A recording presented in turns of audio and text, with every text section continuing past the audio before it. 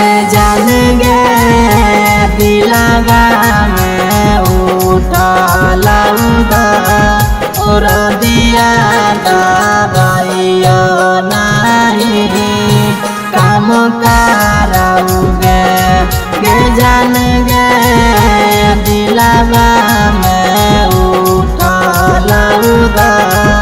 और दिया दबाइयो नहीं काम कराओगे।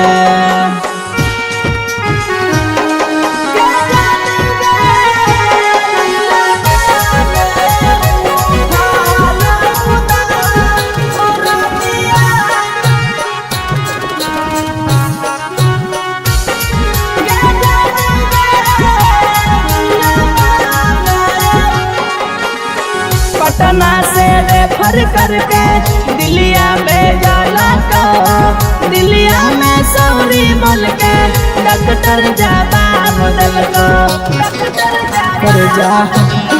पटना से रेफर करके दिल्लिया भेजला को दिल्लिया में सौरी बोल के डॉक्टर जवाब दल को गे जान गे ओझा गुनी सब तारा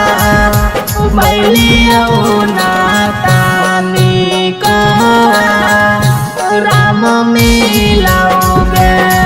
गे जान गे दिलवा में उठला और दिया दबाइयो नहीं काम कराओगे।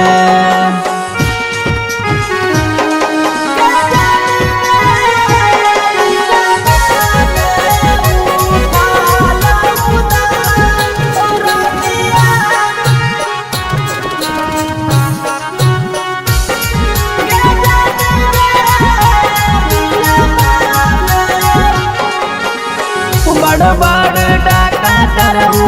खाल लकौ हाथ गे लगा कौ जाय पर तो यम राज के साथ गे बड़ बड़ डाका तरहू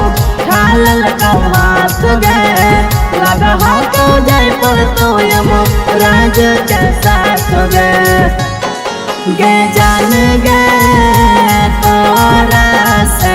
प्यार करके डबलुआ जैसा के